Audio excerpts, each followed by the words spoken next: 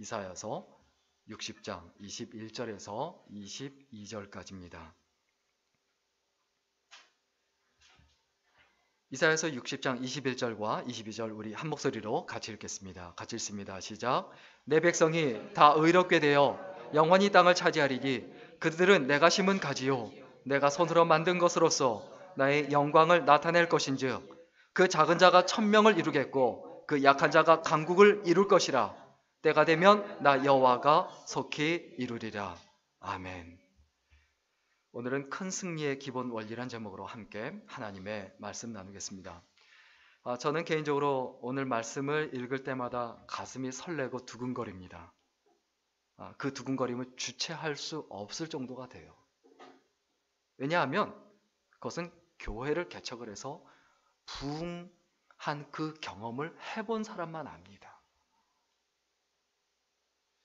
제가 교회를 미국에서 개척을 했었는데 저희 가족들하고 제 둘째 동생, 지금은 큰 교회 담임 목사가 됐지만은 유학 와 있을 때 그때 같이 개척을 했는데 매일 똑같은 분들이에요. 아무도 안 와요. 그때 그 답답함은 이루 말할 수가 없어요. 개척교회 누가 오겠습니까? 그때 한 달 지나고 2달 지나고 계속 반복이 되다 보니까 이게 너무 답답해서 어떻게 해야 되겠냐? 그냥 하나님께 매달려야 되겠다. 그때 교회 개척을 하고 교회까지 거리가 차로 운전해서 1시간이에요. 미국에서 1시간은 굉장히 멀어요. 80마일, 킬로미터가 아니고 80마일로 달려도 1시간이 걸려요. 그거를 운전해서 저 혼자 새벽 예배를 드렸어요. 새벽 제단을 쌓아야 되겠다. 그래서 40일 작정 기도를 하고 났는데 40일 끝나자마자 갑자기 7, 8분이 그냥 우르르 오시는 거예요. 아니 이거 뭐지? 그리고 나서 갑자기 늘어나는데 학교 교실을 빌려서 예배 드렸는데 그냥 한 석 달 만에 꽉 차는 거예요. 그래서 강당으로 옮겼죠. 그때 제가 느낀 것, 확신을 가진 게 있습니다. 이건 하나님의 역사구나. 하나님께 매달려야 되는구나. 그때 그 설렘과 이 두려움, 떨림을 잊을 수가 없어요. 그때 친교를 하는데 무지하게 많잖아요. 개척교회 때 처음 시작했을 때 힘들고 어려울 때 그때 생각이 나면서 나한테 이런 은혜를 주시다니 혼자 계속 눈물이 나는 거예요. 사실 그때 그 설렘과 그리고 그 두려움 그리고 그 떨림이 있기 때문에 지금도 사실 한국교회에서 한번 개척을 해봐야 되겠다라고 생각을 하는데 또 여기 와서 둘이서 예배 드리기 시작했죠. 그러나 이렇게 늘어나지 않습니까? 하나님의 역사예요. 희한한 건요, 제가 오라고 한 사람 아무도 안 왔어요. 아니, 참 오라고 하는 사람은 아무도 안 오고 저를 피해 다니고 도망 다녀요. 이건 제 생각입니다. 아닐 수도 있습니다. 아닐 걸로 믿고 있지만 그런데 하나님께서 보내주시는 거예요. 하나님의 역사예요. 내 힘으로 하는 게 아니에요. 우리가 절대 교만하면 안 돼요. 또 절대 낙심하면 안 돼요. 교만해도 안 되고 낙심해도 안 돼요. 왜? 하나님께서 하시니까. 이렇게 어렵다라고 했을 때 그때 어떤 마음이 듭니까? 절망하게 돼요. 낙심하게 돼요. 낙심하지 마십시오. 하나님께서 역사하신다는 걸 의미합니다. 또 이렇게 늘어나고 성장할 때 교만하면 안 돼요. 내가 한 게 아니거든요. 오늘 사실 메시지의 제목은 뉴젠 대첩이란 제목으로 설교를 하려고 했는데 뉴젠 대첩하니까 좀 이상하거든요. 임진왜란 때 3대 대첩이 있죠. 진주대첩, 한산도 대첩, 또 뭐죠? 행주대첩. 이런 대첩들이 있는데 그런데 대첩이 뭡니까? 대첩이란 말은 크게 이겼다라는 뜻이에요. 크게 이겼다. 크게 이겼다. 근데 어떻게 크게 이겼느냐? 적은 수로 대군을 전멸시키고 아군의 피해가 전혀 아예 거의 없어야 대첩이란 말을 씁니다. 특별히 진주대첩 때는 어떻게 했습니까? 진주를 실제로 얼마 전에 가봤는데 김시민 장군을 필두로 10명이나 되는 왜군을 전멸시켰어요. 한사도 대첩 때는 어땠습니까? 이순신 장군이 거북선으로 10배의 왜군을 전멸을 시키죠. 그리고 행주 대첩 유명하죠. 행주 치마로 돌날라서 세배의 왜군을 아예 전멸을 시키죠. 성경에도 3대 대첩이 있습니다. 잘 모르시죠? 잘 모를 겁니다. 제가 고른 거거든요. 성경을 보면서 이런 큰 전쟁에서 승리한 경우가 뭐가 있느냐. 일단 제일 먼저 떠오르는 게 기드온 대첩이 있죠. 기드온이 300명의 용사를 가지고 미디안을 전멸시키죠. 이길 수 없는 그 싸움에서 이겨서 승리를 한 이런 전쟁이래요. 그 다음에 어떤 전쟁이 있습니까? 르비딤 대첩이 있습니다. 여호수아가 아말렉과 전투할 때 그때 모세가 손을 들고 기도하고 양쪽에서 아론과 훌이 잡아주죠. 그리고 아말렉 대첩이 있습니다. 다윗이 아말렉에게 빼앗긴 처자식과 재산을 다 찾아온 그런 어떤 전쟁이 있습니다. 이런 대첩들을 볼 때 이런 전쟁의 그 어떤 요소가 있어요. 일단 뭐가 있었느냐? 탁월한 리더가 있었어요. 자, 뉴젠 대첩이 되려면 먼저 뭐가 있어야 될까요? 탁월한 리더. 탁월한 리더 누굽니까? 이렇게 얘기해주면 고마운데 아니에요. 그렇게 얘기하면 곤란해요. 우리의 탁월한 리더 누구시죠? 그렇죠. 예수 그리스도죠. 그러면 안 됩니다. 큰일 납니다. 고맙긴 해요. 사랑합니다. 예수 그리스도가 우리의 리더지 않습니까? 예수님이 내 인생의 리더고 내가 예수님을 바라보고 있고 내가 예수님을 따라가고 있고 우리가 그렇게 하고 있다. 이것이 가장 중요해요. 우리의 삶과 인생을 이끄시는 분이 누구시다? 예수 그리스도다. 그리고 두 번째 이 대첩의 요소 뭡니까? 탁월한 전술이에요. 우리에게 전술은 뭡니까? 하나님 말씀이에요. 그리고 기도예요. 하나님 말씀을 묵상하고 하나님 말씀대로 살아가려고 몸부림치고 애를 써야 돼요. 그리고 그것이 우리들의 삶이 되도록 기도해야 돼요. 기도 자체가 내 말씀이 내 인격이 되고 내 삶에 배어진 상태에서 기도가 돼야 돼요. 그리고 우리가 또 기억해야 합니다. 세 번째 요소는 뭡니까? 탁월한 협력. 서로 협력해야 돼요. 하나가 돼야 된다는 거예요. 하나가 되지 않으면 소용이 없어요. 이 사람 어떻다, 저 사람 어떻다. 교회에 그런 거 얘기하면 안 돼요. 물론 우리 교회는 절대 그런 일이 없죠. 어떻게 해야 됩니까? 이 사람이 어떻다, 저 사람이 어떻다 이렇게 하지 말고 어떻게 해야 됩니까? 다 칭찬해주고 격려해주고.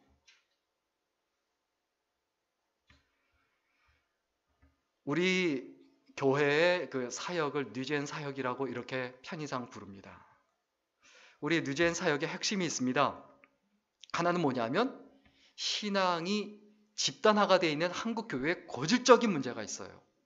그 신앙을 개인화해야 한다. 한국 교회의 가장 고질적인 병폐와 문제가 신앙의 집단화예요. 우르르 몰려서 예배드리고 우르르 몰려서 기도하고 개인적으로는 안 해요. 겉보기에 우르르 몰려서 뭐 통성기도하고 막 그렇게 하는 것 같지만 개인적으로 보면 너무 나약해요. 지금 현재 크리스천들의 상태로는 이슬람 신자들을 절대 이기지 못합니다. 왜 그렇습니까? 그들은 신앙의 개인화가 되어서 혼자 하루에 5번씩 예배드려요. 혼자 자살폭탄 테러를 감행을 하죠. 여러분 보고 자살폭탄 테러하라는 얘기 절대 아닙니다. 그런 얘기는 아니지만 그것을 이길 수 있냐는 얘기예요. 그러려면 어떻게 해야 됩니까? 말씀을 늘 묵상해야 되죠. 그리고 나 혼자 기도하는 훈련이 돼야 되죠. 아무리 많은 사람이 모여서 예배를 드려도 예배는 하나님과 나 사이의 1대1의 관계예요.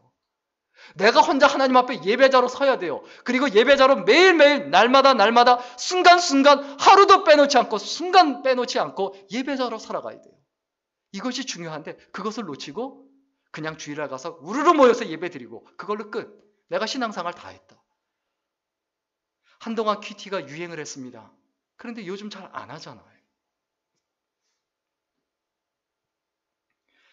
이것을 위해서 큐티 뉴젠을 만들고 무료 큐티 어플을 만들고 큐티하자. 말씀을 묵상하자. 이렇게 늘 이야기하는데 우리가 또 큐티 뉴젠을 통해서 또 하려고 하는 게 있습니다. 뭐냐 하면 목사님들마다 은사가 다 달라요. 목사님들마다.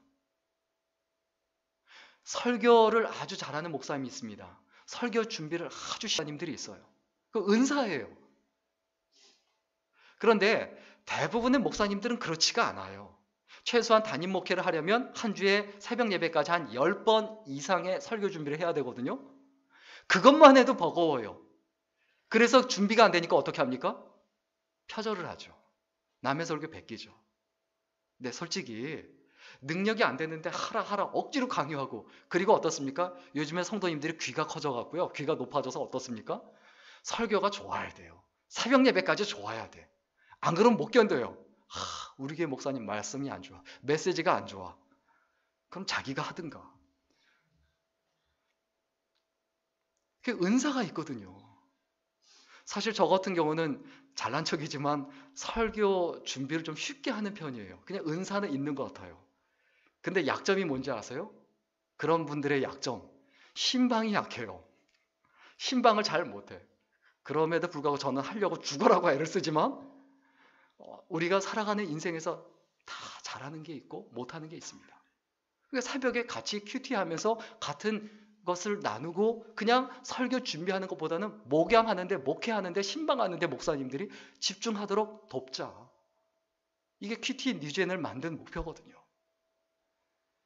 여러분, 신앙이 집단화가 돼 있어요. 그 신앙이 어떻게 해야 됩니까? 개인화가 돼야 돼요.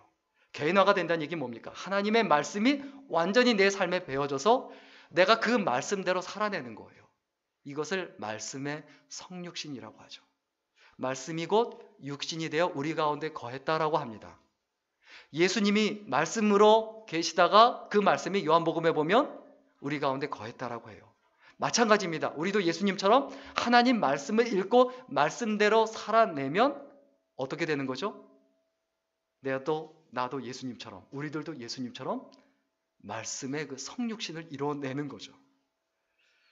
여러분, 하나님 말씀이 말씀 그대로 존재하면 안 됩니다. 완전히 내 인격이 되고 내 삶이 되고 내 언어가 되고 내 생각이 되고 내 뜻이 돼야 돼요. 저는 제 3의 종교개혁이 있어야 된다고 봅니다. 그게 뭡니까? 제 1의 종교개혁은 하나님 말씀을 사역자들만, 교역자들만, 사제들만 가지고 있었는데 그것을 평신도의 손에 넘겨준 거예요. 그게 루터가 한 종교개혁이죠. 두 번째 종교개혁은 뭡니까? 사역을, 그리고 말씀을 가르치는 사역, 이런 것들을 누구만 했습니까? 교역자들, 사역자들만 했어요. 그런데 평신도들도 할 수 있도록 하는 것. 옥하는 목사님을 중심으로 한 그 운동이 바로 저는 제2의 종교개혁이라고 봅니다. 그런데 이제는 제3의 종교개혁이 필요하다고 봅니다. 그게 뭐냐면 하나님 말씀이 인문학 수준으로 내려와서 말씀을 변질시키는 게 아니에요. 인문학이라는 그 그릇에 담아서 그것을 전달을 하자는 거예요. 이것이 말씀의 성육신이고 그리고 말씀의 인카네이션입니다. 그래서 우리 교회가 크리스천을 위한 인문학 사역을 하려고 합니다. 하나님 말씀을 인문학이라는 옷과 그릇에 담아서 그리고 입혀서 그것을 가지고 하나님 말씀을 전해서 예수 안 믿는 사람까지도 기독교 사상과 정신과 말씀을 가지고 살아낼 수 있도록, 그래서 자연스럽게 교회에 적응할 수 있도록 그렇게 이끌어 주자는 거예요. 성경에 보면 우리 예수 믿는 사람을 계속 뭐라고 표현합니까? 그리스도의 강한 군사라고 표현합니다. 디모데후서 2장 1절과 4절에 있는 말씀 보면, 먼저 1절 말씀 보면 같이 읽겠습니다. 같이 읽습니다. 시작. 내 아들아, 그러므로 내가 그리스도 예수 안에 있는 은혜 속에서 강하고. 1절만요. 자, 1절만 먼저 보겠습니다. 내 아들아, 그러므로 내가 그리스도 예수 안에 있는 은혜 속에서 강하고. 군사라고 하면 먼저 어때야 됩니까? 강해야 돼요. 싸워서 이겨야 되거든요. 그러면 강하려면 어떻게 해야 됩니까? 그 앞부분에 뭐라고 말합니까? 그리스도 예수 안에 있는 은혜 속에서 강하고. 누구 안에 있어야 합니까? 예수의 은혜 안에. 예수님 안에 있을 때 강해요. 자, 2절 같이 읽겠습니다. 2절 같이 읽습니다. 시작. 또 내가 많은 증인 앞에서 내게 들은 바를 충성된 사람에게 부탁하라. 저희가 또 다른 사람들을 가르칠 수 있으리라. 그러면 강해진 다음에 우리가 뭘 해야 됩니까? 그 말씀을 다른 사람에게 부탁해라. 내가 말씀을 전하고 말씀을 전하는 사람이 돼야 돼요. 말씀을 전한다라는 것은 곧 말씀을 부탁하는 거예요. 내가 너한테 이렇게 말씀을 전한 것처럼 너도 다른 사람한테 말씀을 전하는 사람이 되라라는 거예요. 이게 안 되면 강한 것이 아무 의미 없습니다. 내가 하나님 말씀대로 살아내야 돼요. 그렇다면 이런 일들을 하기 위해서 우리가 각오해야 될 게 있어요. 뭘 각오해야 됩니까? 3절 같이 읽겠습니다. 3절 같이 읽습니다. 시작. 네가 그리스도 예수의 좋은 군사로 나와 함께 고난을 받을지니. 내가 하나님 말씀을 부탁하고 그리고 하나님 말씀대로 살아내려면 당연히 뭘 각오해야 됩니까? 고난을 각오해야 돼요. 그런데 오늘날 기독교가 어떻습니까? 고난을 짊어질 수 있는 강한 크리스천이 되기 위한 기독교가 아니라 오늘날의 기독교는 그 고난을 벗어버리고 자기 마음대로, 자기 멋대로, 자기 뜻대로 살아가기 위한 기독교로 바뀌었다는 거예요. 이게 오늘날 기독교의 문제라는 거예요. 여러분, 뭐가 더 문제입니까? 세상 살면서 돈이 없는 게 더 문제입니까? 하나님의 말씀이 완전히 죽어 있는 것, 이게 더 문제입니까? 하나님의 이름이 더럽혀지는 게 더 문제입니까? 아니면 내가 가난한 게 더 문제입니까? 어떤 게 더 문제입니까? 이 땅에 살아가는 동안에 내가 좀 힘들고 어려울 수 있습니다. 그것은 내가 살아있다는 증거일 뿐이고, 내가 뭔가를 하고 있다는 증거고, 그리고 맞서 싸우고 있다는 증거일 뿐입니다. 내가 왜 살아가는가? 내가 왜 이 어려움 가운데서 이렇게 몸부림치며 매일매일 살아가는가? 반드시 기억하고 생각해야 합니다. 그렇다면 우리가 이 땅에 살아가는 동안에 죽을 때까지 어떤 목표를 가지고 살아가야 합니까? 4절 같이 읽겠습니다. 같이 읽습니다. 시작. 군사로 다니는 자는 자기 생활에 얽매이는 자가 하나도 없나니 이는 군사로 모집한 자를 기쁘게 하려 함이라. 우리의 인생의 목표가 무엇이어야 합니까? 하나님을 기쁘게 해드리는 거예요. 예수님을 기쁘게 해드리는 거예요. 이것만 된다면 다 괜찮다. That's okay. 여러분, 다른 사람이 날 무시할 수도 있어요. 어디 가서 무시당할 수도 있어요.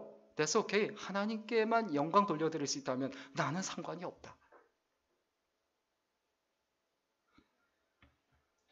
우리가 무엇을 위해서 살아가는지 다시 한번 늘 기억하고 깊이 생각해야 합니다. 뉘젠 사역의 이 두 번째가 뭡니까? 바로 말씀이 완전히 우리들의 삶에 배어들게 하는 것, 스며들게 하는 것, 그래서 그 말씀대로 살아내게 하는 것, 이게 뉘젠 사역이에요. 그리고 세 번째, 뉘젠 사역의 특징, 그리고 핵심은 뭐냐 하면 시대적 아픔을 껴안는 거예요. 요즘 청년 실업 문제, 청년들 살아내는 거 참 어렵습니다. 또 가정 문제 심각합니다. 가정이 쉽게 깨져요. 너무 잘 깨져요. 그러다 보니까 계속 늘어나는 게 뭡니까? 1인 가구예요. 사실 저도 명지대에 있을 때도 그렇고 또 혼자 이렇게 오랫동안 살아봤지만 혼자 사는 거 쉽지 않습니다. 싱글 라이프를 살아가야만 하는 분들이 점점 늘어나요. 그 시대의 교회가 어떻게 할 것인가, 뭘 할 것인가 우리가 생각해 봐야 되지 않을까요? 그래서 우리 교회가 추진하고 사역을 하고 있는 게 바로 이 싱글 미니스트리죠. 싱글 미니스트리를 어떻게 할 것인가? 오늘날 1인 가구가 늘어가는 이 시대에 교회가 어떻게 해야 될 것인가? 나는 싱글들이고 자녀가 없고 혼자 사는데 교회 모든 예산이 자녀들을 위해서, 아이들을 위해서 다 들어가고 있어요. 물론 그래도 기쁨으로 받아들여야 되지만 믿음이 없는 분들한테는 시험 들까요? 안 들까요? 시험 들 수 있죠. 우리는 이러한 큰 전쟁을 앞두고 있습니다. 이런 전쟁을 앞두고 뉘젠 대첩을 앞두고 우리가 어떻게 해야 됩니까? 이런 싸움에서 승리하기 위한 가장 기본적인 원리와 원칙을 우리가 인식해야 돼요. 그 원리와 원칙이 이사야서 60장 21절에 있습니다. 우리 같이 한번 읽겠습니다. 이사야서 60장 21절 한 번 더 읽겠습니다. 시작. 내 백성이 다 의롭게 되어 영원히 땅을 차지하리니 그들은 내가 심은 가지요 내가 손으로 만든 것으로서 나의 영광을 나타낼 것인즉. 이 이사야 선지자가 어떤 때 활동했던 선지자입니까? 나라가 두 개로 쪼개졌을 때예요. 북쪽 이스라엘과 남쪽 유대로 쪼개졌을 때 네 왕에 걸쳐서 우시야, 요담, 아하스, 히스기야 왕 네 왕에 걸쳐서 하나님 말씀을 전하고 너희들 그렇게 하면 다 망한다. 너희들 그렇게 하면 다 죽는다. 예수 그리스도의 고난을 예언하면서 그분을 준비하고 예배하라고 외쳤던 선지자입니다.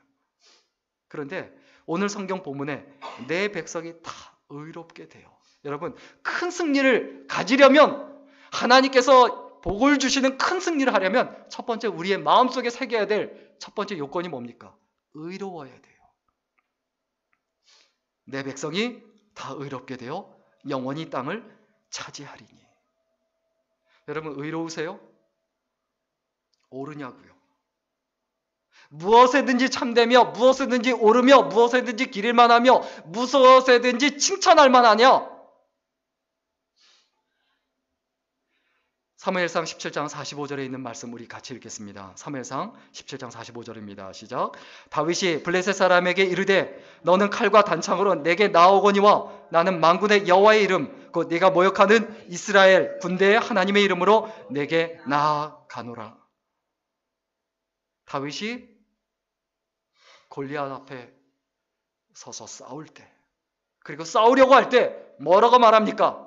너는 칼과 단창으로 나오지만 나는 만군의 여호와 하나님의 이름을 가지고 나온다. 여러분, 우리가 이 땅에 살아가는 동안에 뭐가 의로운 겁니까?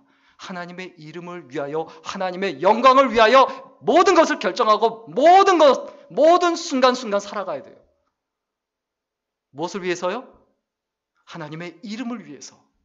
무엇을 걸고요? 목숨을 걸고, 생명을 걸고, 인생을 걸고, 죽을 때까지 내가 하나님의 이름을 위해서 싸워야 되겠다. 이게 의로움이에요.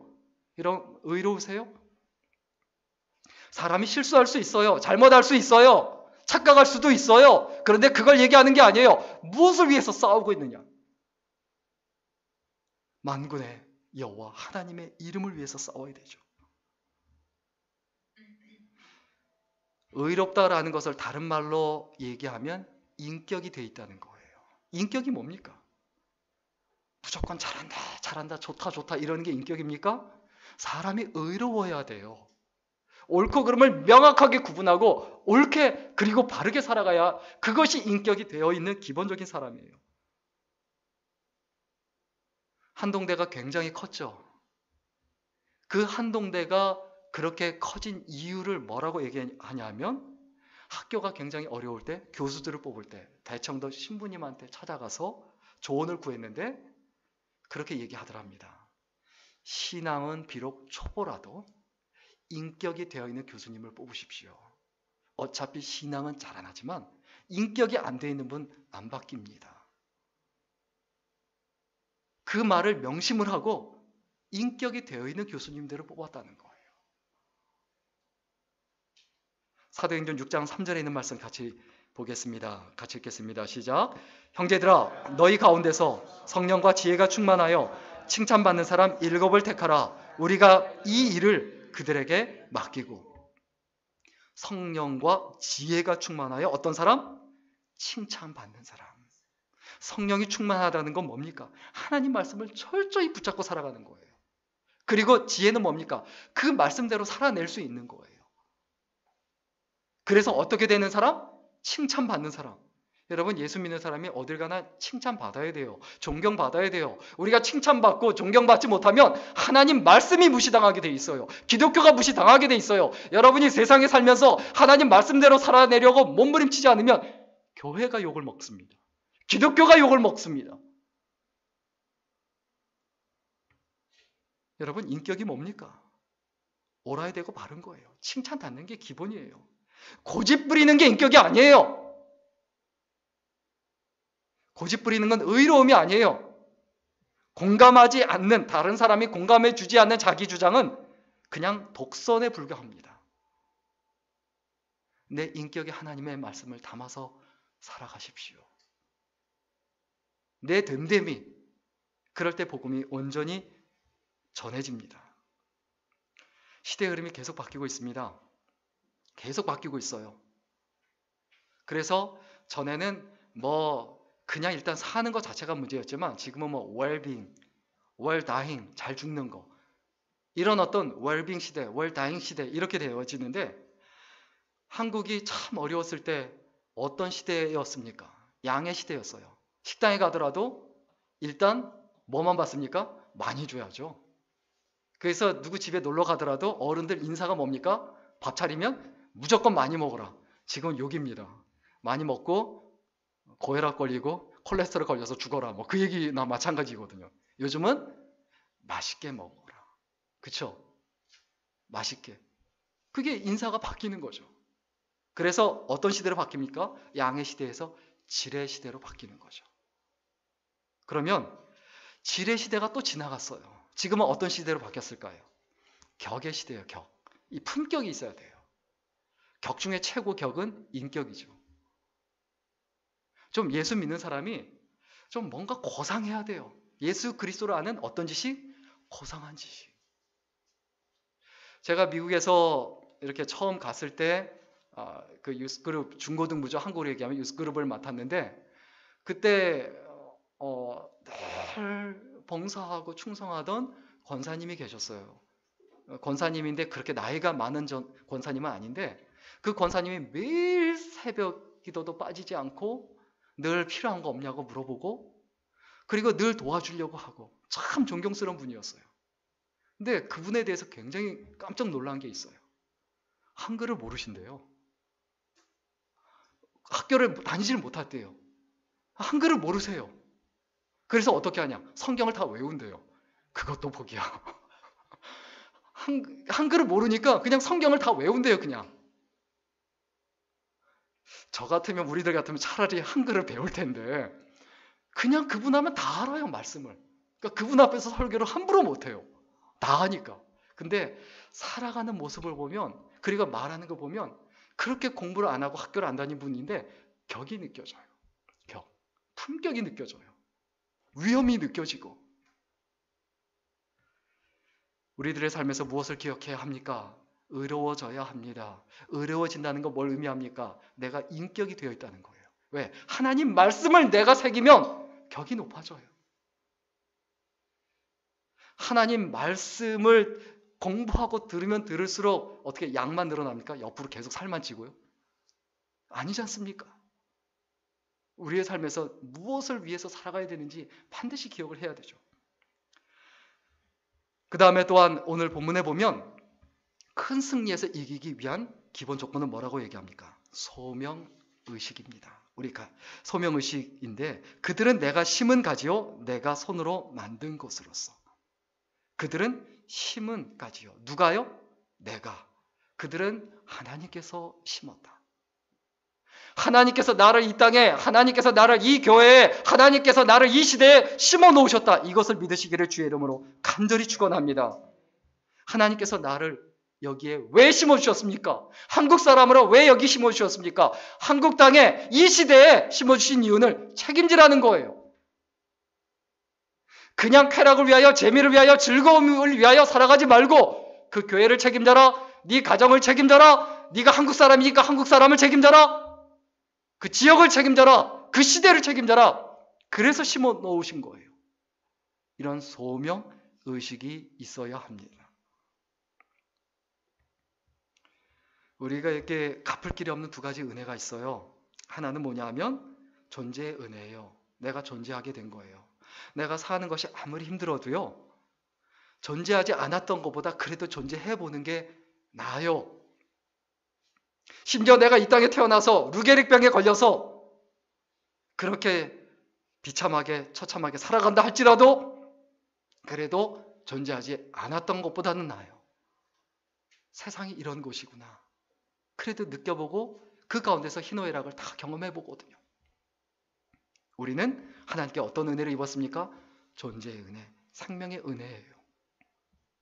그리고 우리는 갚을 길이 없는 또 다른 은혜를 입었습니다. 어떤 은혜입니까? 구원의 은혜예요. 죽음 이유를 하나님께서 책임져 주시지 않습니까? 이 은혜에 대한 깊은 깨달음이 있으면 어떻게 될까요? 종교가 종교로 끝나지 않고 진짜 신앙이 돼요. 종교엔 두 가지가 있어요. 하나는 뭐냐면 표층 종교가 있어요. 이거는 어떤 종교냐면 나를 위한 종교예요. 표층 종교는 무엇을 위한 종교라고요? 종교. 내가 잘 돼야 돼요. 근데 이거는 신앙의 굉장히 초보 단계예요. 이건 그냥 종교예요. 근데 이것이 진짜 신앙이 되려면 뭐가 돼야 됩니까? 심층 종교가 돼야 돼요. 심층 종교. 이 심층 종교는 뭡니까? 모두를 위한 종교예요. 모두를 위한 신앙생활. 나만을 위한 신앙생활이 아니라 내가 잘되고 내가 복을 받고 내가 은혜를 누리고 내가 평안함을 위한 이런 종교에서 벗어나서 이제 진짜 신앙생활이 돼야 돼요.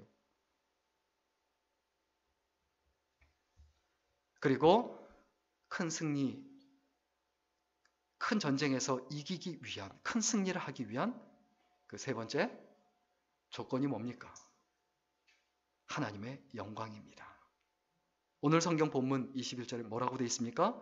나의 영광을 나타낼 것인지.